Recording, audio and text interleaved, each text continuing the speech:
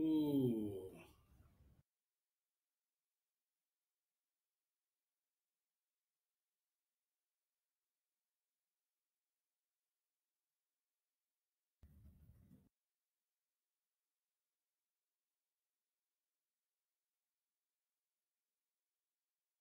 Buenas tardes, ¿cómo les va? A ver, alguien que me ponga ahí si se escucha mi dulce voz. O sea, verifico que los links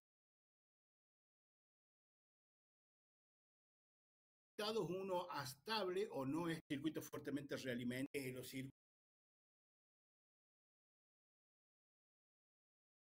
Bien, bueno, vamos a bajar las manos.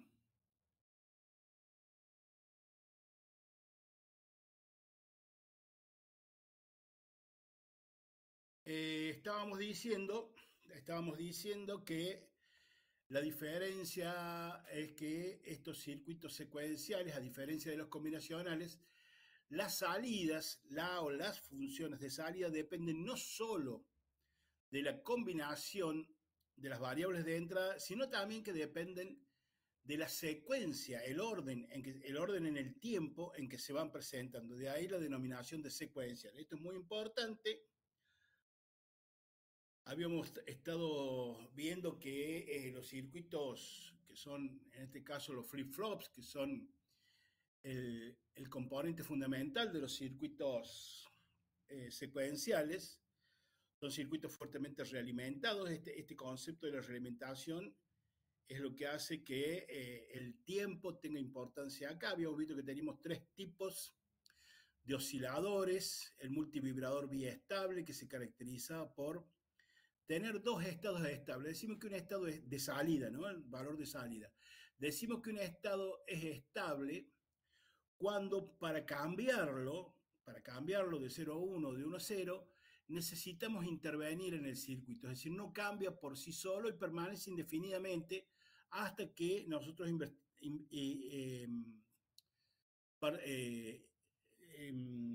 digamos, actuemos en el circuito, a lo mejor modificando las entradas. Entonces ahí produciremos un cambio a la salida, pero si no intervenimos, la salida no cambia.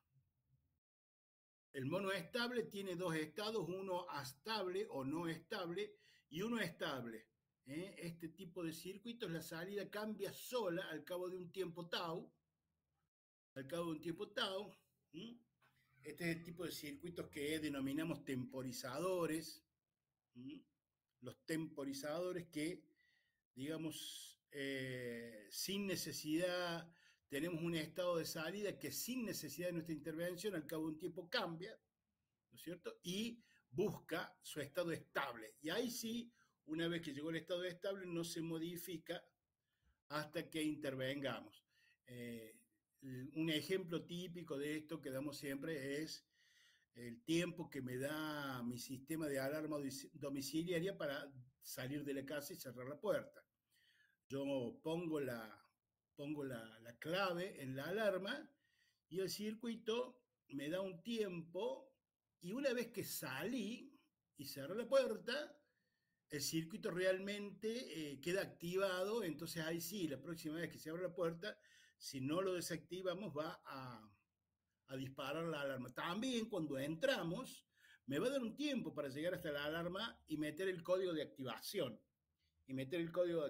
Así que tenemos estos circuitos temporizadores con un estado no estable y otro estado estable. Y finalmente tenemos los multivibradores, osciladores astables, que no tienen ningún estado estable, sino que los estados son astables los dos y van cambiando permanentemente, que es el caso de las formas de onda cuadrada que utilizamos para los clocks en los sistemas secuenciales para activar los flip-flops.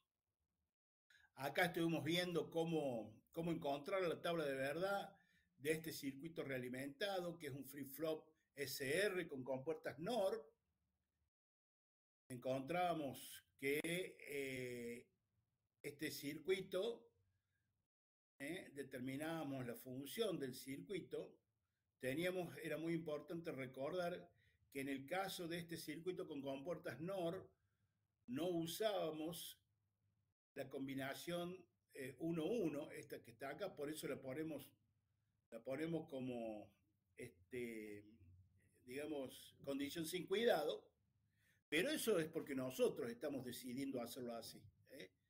El principal problema que teníamos era que las salidas quedan no complementarias.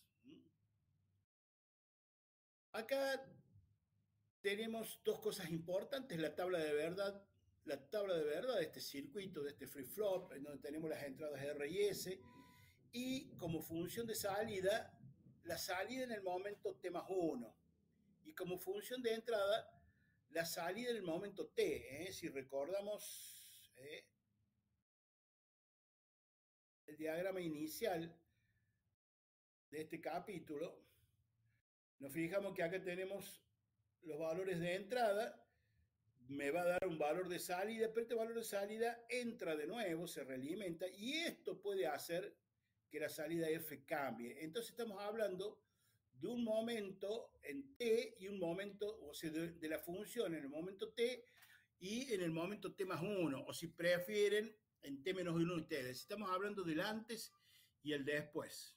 Lo que veíamos en el análisis de estos circuitos, que no siempre la salida se mantiene, a veces cambia, otras no.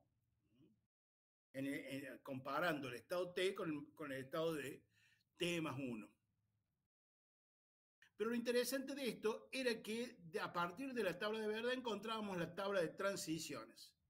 La tabla de transiciones no viene en la hoja de datos del flip-flop y tenemos que encontrarla a partir de la tabla de verdad. La tabla de verdad me describe el funcionamiento del flip-flop o del circuito.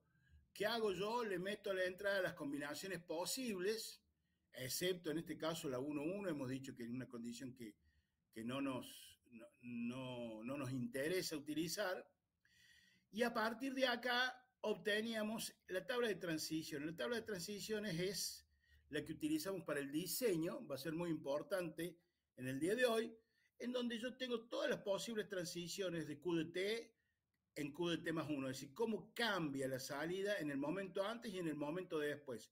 Es decir, que yo voy a querer que la salida tenga determinado comportamiento y no hay mucha variación. Los comportamientos posibles de la salida son estos cuatro: que está en 0 y sigue estando en 0, que está en 0 y pase 1, que esté en 1 y pase 0, que esté en 1 y sigue estando en 1. Y para eso veíamos, la tabla de transiciones nos da qué tengo que poner a la entrada SR para obtener estas transiciones de salida. Esto es muy importante. Yo les di como ejemplo para que analicen el flip-flop SR con compuertas NAND, y lo único que sí les anticipe que la combinación prohibida acá eran A y B igual a 0, a diferencia del que tiene compuertas NOR, en donde la combinación prohibida era 1-1. Bueno, acá tenemos un eliminador de rebote que seguramente los docentes les han explicado en el práctico porque lo van a necesitar. Por eso aquí en el teórico lo salteamos.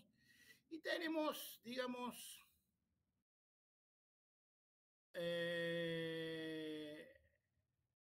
este es el símbolo, el diagrama simbólico de un flip-flop SR, en donde tenemos las entradas set, reset, la salida Q y Q negada son complementarias, estas dos salidas siempre, y una señal C de clock, de reloj, que es lo que me marca el momento de las transiciones. Es decir, yo puedo cambiar los valores de S y R en el orden en que quiera, que recién se van a hacer efectivos a la salida del flip-flop cuando venga el reloj. El reloj puede ser activo por alto, puede ser activo por bajo, o puede ser activo por flanco de subida o flanco de bajada. Nosotros utilizamos fundamentalmente flip-flops activados por flanco, porque es lo que, primero, que es lo que viene en el comercio y es lo que mejor se adecua a los circuitos que estamos viendo.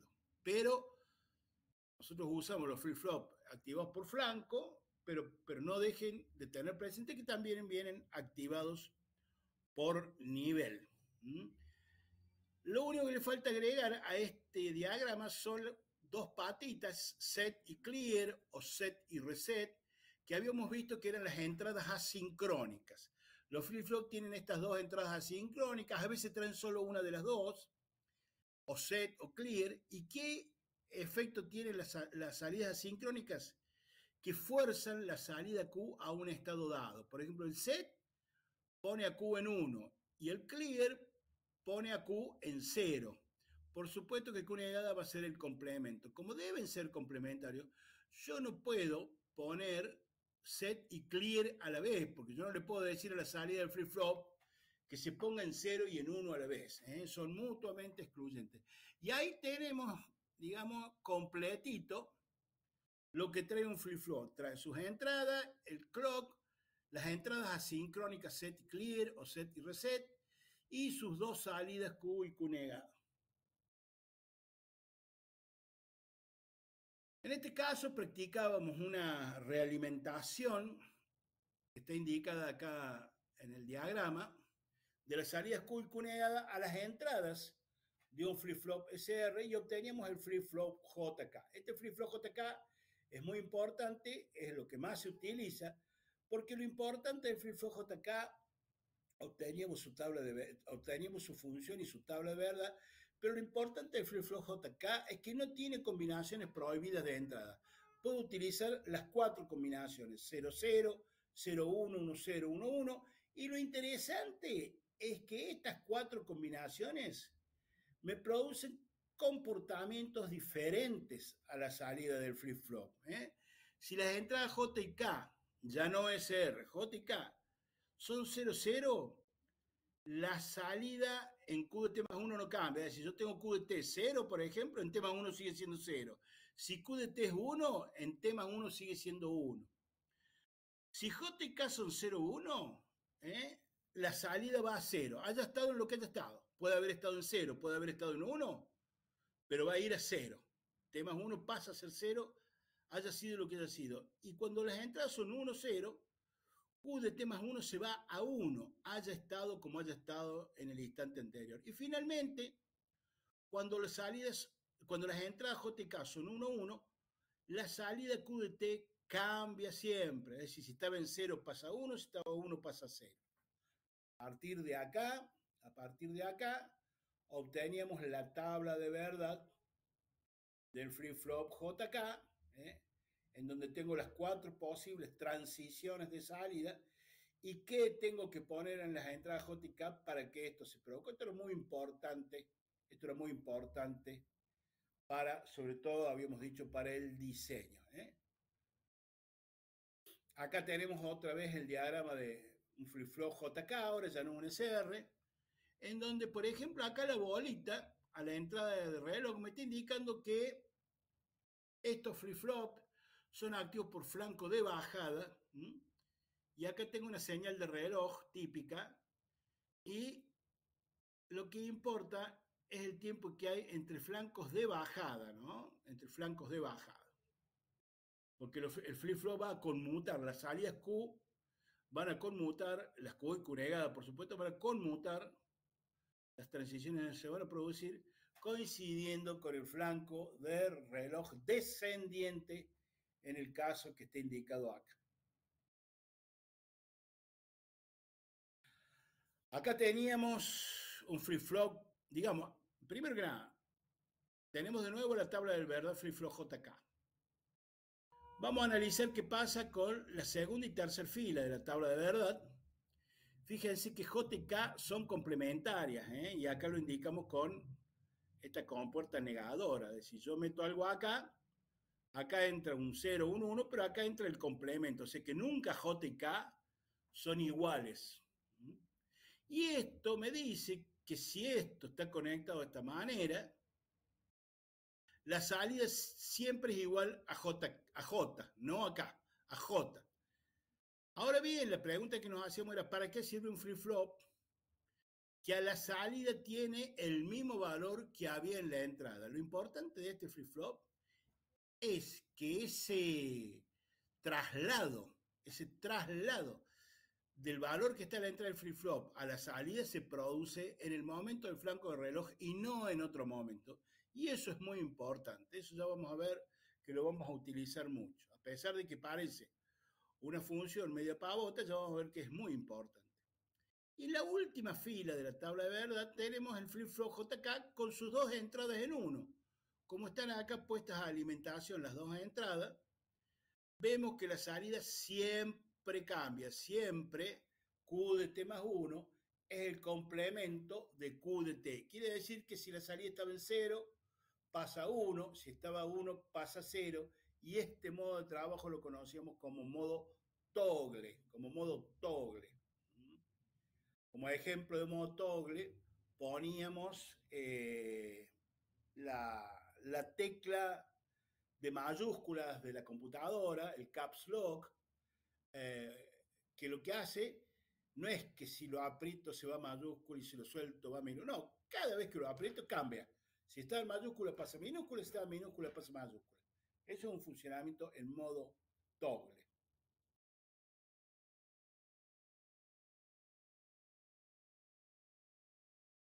Eh,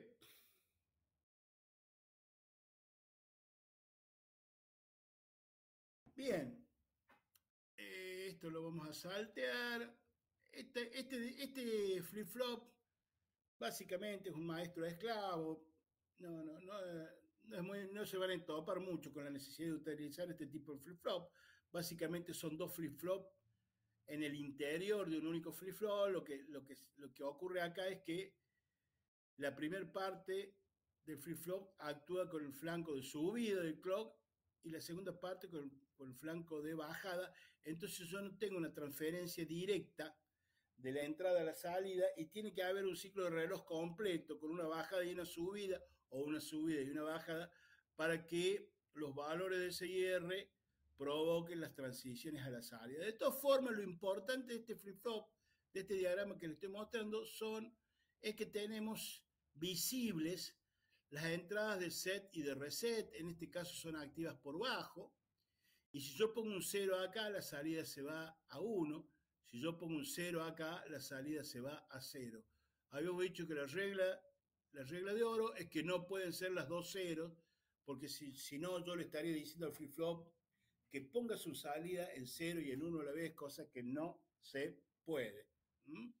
Pero lo importante es que esto me permite a mí, sin señal de reloj, sin importarme los valores de entrada, en preposicionar la salida de flip-flop en un estado dado, que puede ser 0 o en 1, y después sí, si queremos que toda esta lógica actúe según la lógica que está indicada acá, necesito liberar estas patitas, o sea, ponerlas en 1, porque fíjense que la rayita arriba de la S y de la R me indica que son activas por bajo y no por alto. Quiere decir que si pongo 1 en lugar de 0, ese es el valor neutro, que no actúa sobre la salida. Acá tenemos de nuevo, esto es directamente ya sacado de la hoja de datos del flip-flop,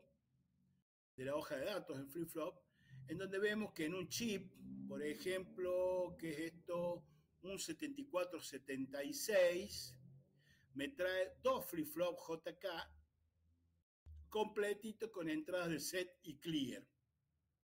Fíjense que tanto set como clear son activas por bajo. Bueno, acá está el pinout de el flip-flop. O del chip, mejor dicho, el pinout del chip. Pregunto hasta acá si se entendió. Preguntas, ¿qué quieren que repita?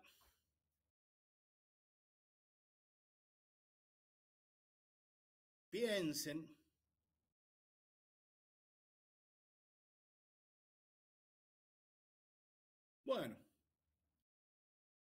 Bueno, bueno, si no hay preguntas, sí. Perdón que le interrumpa. No, no, no, no. No me te queda del todo claro cuál es la diferencia entre cada flip-flop que digamos. Como que tengo una idea, pero no sé por qué, pero no No lindo. entendés la diferencia entre el SR y el JK. Claro, Bien, muy bien. perdón. No, te cuento que me pagan para esto. De esto me gano la vida. Fíjate, el SR básicamente tenía este problemita de que las entradas cuando son iguales en un SR con compuertas NOR, me da una salida que no es complementaria y eso va en contra de la forma de utilizar un flip-flop. Fíjate que sus salidas son complementarias. Si yo en este circuito, esto es una compuerta NOR, si yo meto un 1 acá y meto un 1 acá, estoy obligando a que esta salida y esta salida sean cero los dos. Entonces no van a ser complementarias. Entonces lo que hacíamos era no utilizar esa combinación 1-1. No lo utilizamos y por eso le ponemos condición sin cuidado. El problema con esto es que me da esta función extraída de esta tabla. O sea, acá esto es S y esto de acá, este grupo más chico, es no R por Q, de T. Y tiene la condición de que S por R tiene que ser igual a 0.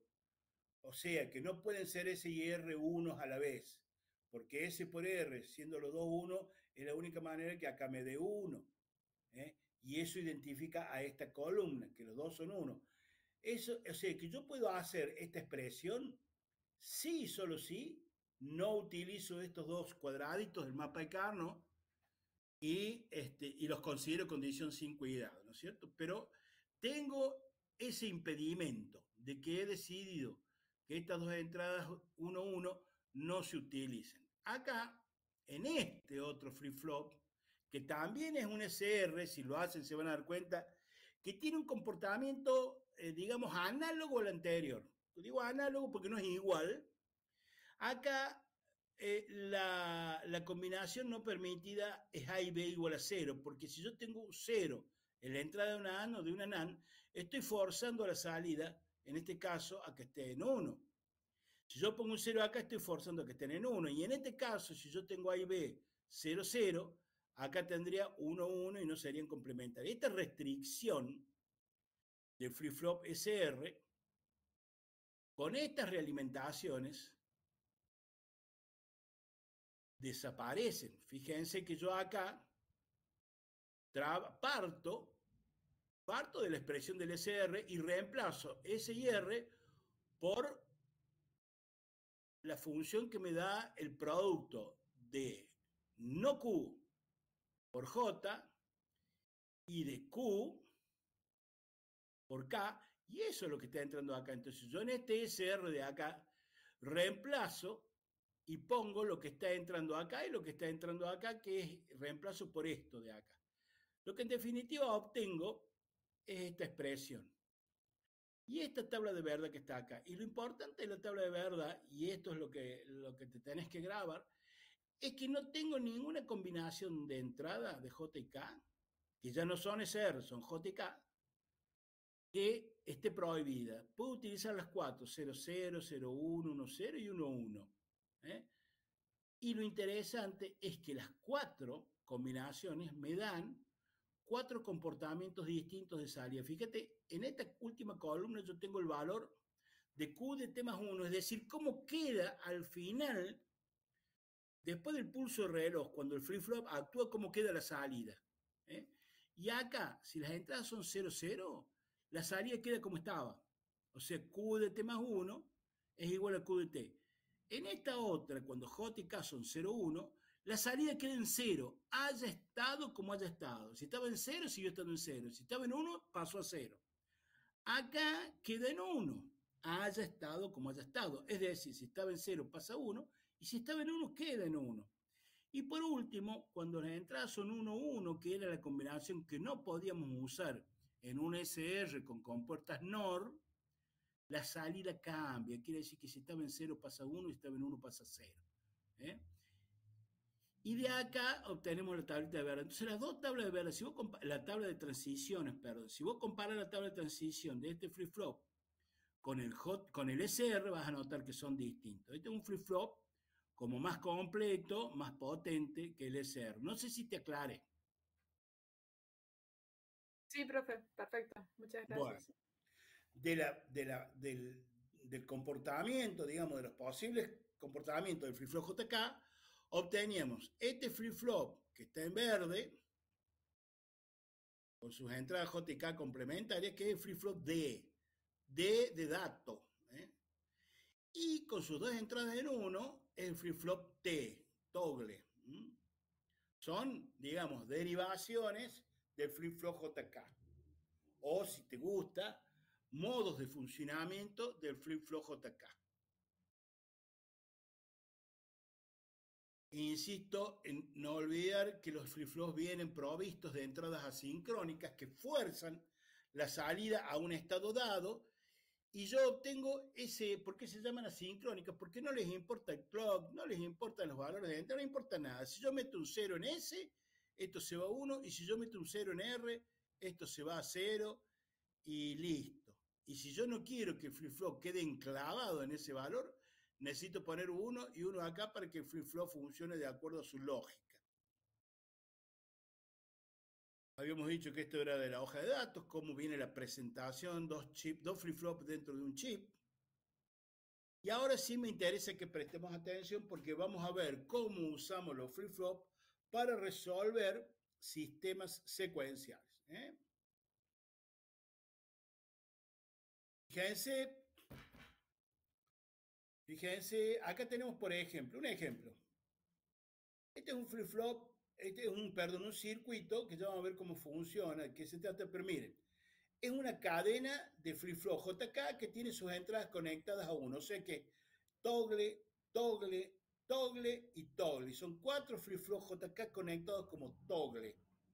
¿Qué quiere decir? Que la salida va a cambiar. Si estaba en 0 pasa 1, si estaba en 1 pasa 0. ¿Cuándo va a cambiar? Cuando venga el flanco de reloj. Cuando venga el flanco de reloj. ¿Cuál es la característica particular de este circuito? Es que el primer flip-flop tiene una entrada de reloj. Este tiene una entrada de reloj. Pero todos los otros usan de reloj la salida del flip-flop anterior.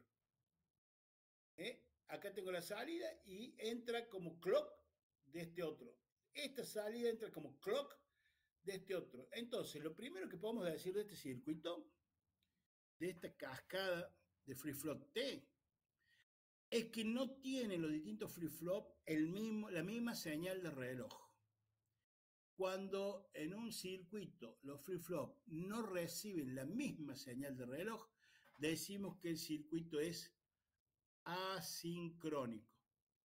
Asincrónico. Entonces, esto es un ejemplo de un circuito secuencial asincrónico y en general es la excepción de los circuitos secuenciales que vamos a ver, porque nosotros vamos a desarrollar métodos para circuitos secuenciales sincrónicos y no asincrónicos. Pero este circuito que es asincrónico lo vamos a ver en particular porque es muy utilizado, es muy importante. Y fíjense, acá lo tenemos de nuevo. Acá hay un error que me marcó un estudiante de los lunes y tiene razón. Detesto cuando tienen razón, pero tienen razón. Que el diagrama es el de un flip-flop que actúa por flanco de subida y no de bajada, porque no tiene la bolita a la entrada, no tiene la bolita a la entrada. Esta bolita no es la bolita de flanco de bajada. Pero vamos a hacer de cuenta que son flip-flop que actúan por flanco de bajada, porque así hice todas estas formas de onda. En todo caso, ya después veré de modificar el dibujo. Pero miren, o sea, ¿qué corresponde? Poner una bolita ahí, poner una bolita ahí, poner una bolita ahí y poner una bolita ahí. Fíjense, el primer flip-flop recibe de clock esta señal que dice reloj. ¿Sí? Después viene Q0, Q1, Q2 y Q3. Hemos dicho que Q1 tiene de clock la señal que sale de Q0. O sea que cada vez que Q0 baje, o sea, me dé un flanco de bajada, va a conmutar Q1. Cada vez que baje Q1 va a conmutar Q2. Cada vez que baje Q2 va a conmutar Q3. Entonces nosotros vemos que acá tenemos el reloj y las conmutaciones de la salida Q0. Cada vez que viene un flanco de bajada de reloj, díganme, cada vez que hay un flanco de bajada de reloj, se produce la conmutación del flip-flop. Quiere decir que esto, hasta acá viene bajo, acá sube, baja, acá sube, así cada flanco de bajada me provoca un cambio en la salida del flip-flop. Ahora, el flip-flop 1, la salida del flip-flop 1 va a cambiar cada vez que baje su clock, que es este otro. Entonces cambia acá, cambia acá, cambia acá, cambia acá, acá y acá, etc. Y cuando cambie, cuando baje esta línea en las bajadas de esta, va a cambiar el flip-flop 2. Por eso este cambia acá, acá y acá. Y solamente cuando baje este se producen los cambios en el último flip-flop. ¿Me siguieron hasta ahí? ¿Se entendió cómo se va produciendo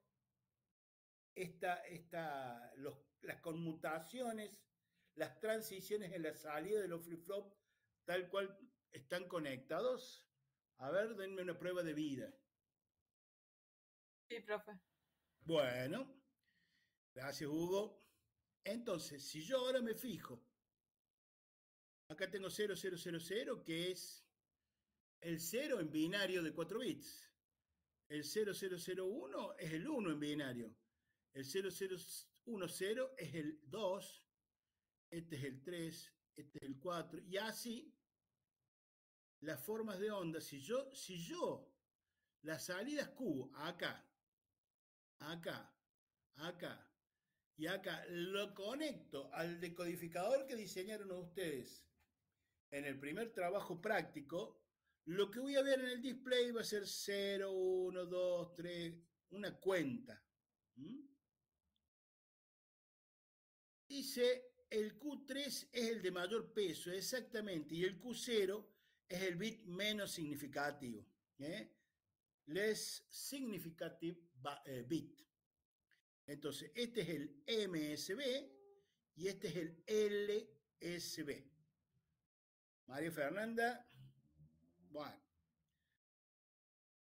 Acá, en este otro esquema, lo que se hace, y se los dejo para el análisis de ustedes, es que depende de los valores de M, fíjense que acá tengo M y acá tengo M negado, o sea que si yo acá, si este es 0, este es 1 y viceversa, yo estoy conectando como clock del siguiente flip-flop o la salida directa o la salida complementada del flip-flop anterior.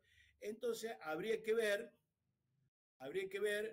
cómo cambian estas formas de onda cuando M es 0 y cuando M es 1. Y eso me va a dar como resultado la posibilidad de esta cadena de flip-flop, que en definitiva es un contador binario de 4 bits de 0 a 15, que puede actuar como contador ascendente o descendente. ¿Qué quiere decir? Que yo puedo hacer que haga 0, 1, 2, 3, 4, 5, 6, 7, 8, 9, cambio el valor de M y me va a dar 9, 8, 7, 6, 5, etc. Ascendente, descendente, jueguen un poquito con la forma de onda y lo van a encontrar. Bueno, este es un ejemplo de circuito secuencial asincrónico porque los flip-flop tienen diferentes señales de reloj. Vamos a ver ahora, a continuación, y es muy importante, muy importante. Tres métodos de diseño, de circuitos secuenciales sincrónicos. ¿Cuál es la característica de un sincrónico? Es que todos los flip-flops que integran el circuito tienen la misma señal de reloj. ¿Está claro? Vamos a trabajar sobre un problemita, que es lo típico en nuestro curso. Se entienden mejor las cosas viendo un ejemplo. Acá dice el problema que hay que diseñar un circuito secuencial sincrónico, de modo que a partir de un estado inicial E sub 0,